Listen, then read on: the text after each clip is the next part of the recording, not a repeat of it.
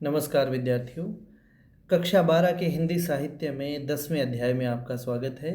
और इस 10वें अध्याय में आज हम एक बड़े महत्वपूर्ण रचनाकार के व्यक्तित्व के बारे में और उनके कृतित्व के बारे में जानेंगे। भक्ति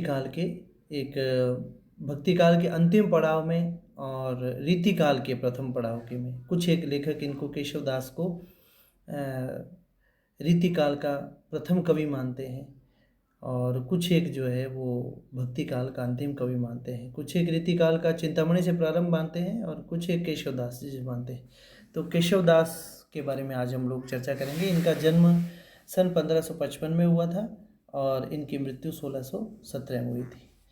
ये बेतवा नदी के तट पर स्थित जो ओरछा नगर में इनका जन्म हुआ था, ऐसा माना जाता है। और ओरछापति महाराज इंद्रजीत सिंह इनके प्रधान आश्रयदाता रहे थे। यानी ये इंद्रजीत सिंह के आश्रय में इन्होंने शोभा पाई थी और उन्होंने इनको 21 गांव भेंट किए थे। उन्हें वीर सिंह देव का आश्रय भी प्राप्त हुआ। ये साहित्य और संगीत, जहाँ तक इनकी विद्वता की बात कर लेते हैं तो साहित्य और संगीत, धर्मशास्त्र और राजनीति, ज्योतिष और वैदिक सभी विषयों के गंभीर अध्येता रहे थे। बहुत अच्छा ज्ञान इनको था। इनका एक रचनाकार के रूप में इनकी रचनाओं में भी इनके 3 रूप हैं। एक तो ये आचार्य हैं, एक ये महाकवि हैं और एक इतिहासकार भी दिखाई पड़ते हैं।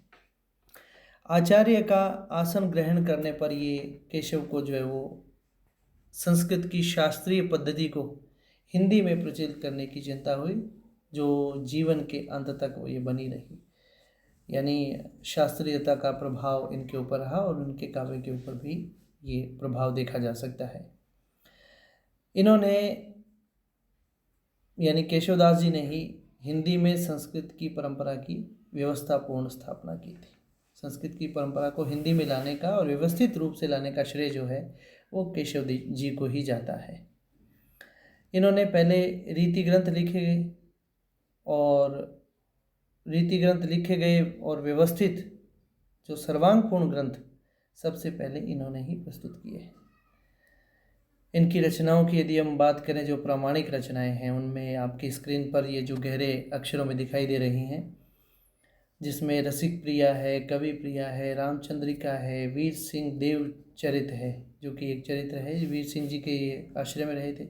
इसके अलावा विज्ञान गीता है, इसके अलावा जहांगीर जश्न चंद्रिका है। ये इनकी महत्वपूर्ण रचनाएं रही हैं।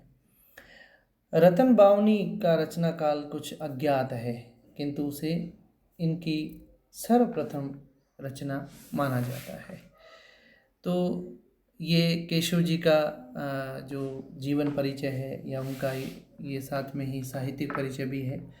इसके अलावा जो है केशव जी को जो है ये इतने बड़े विद्वान थे कि अपनी विद्वता को अपने काव्य में लेकर के आ गए।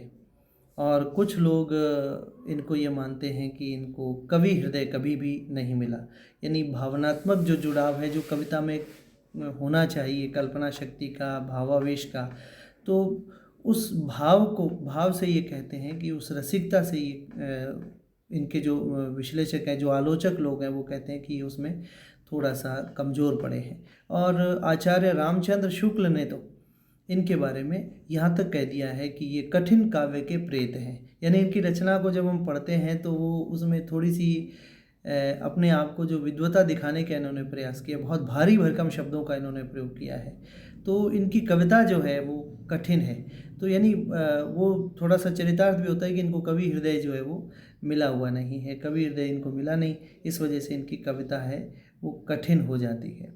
और इसी कठिन कविता के कारण ही इनको कठिन काव्य का प्रेत आचार्य रामचंद्र शुक्ल ने इनका माना है। तो अपने इस अध्याय में इनकी जो कविताएं हैं वो 3 पद हैं, वो हम बाद में पढ़ेंगे। आज इतना ही, शुक्रिया।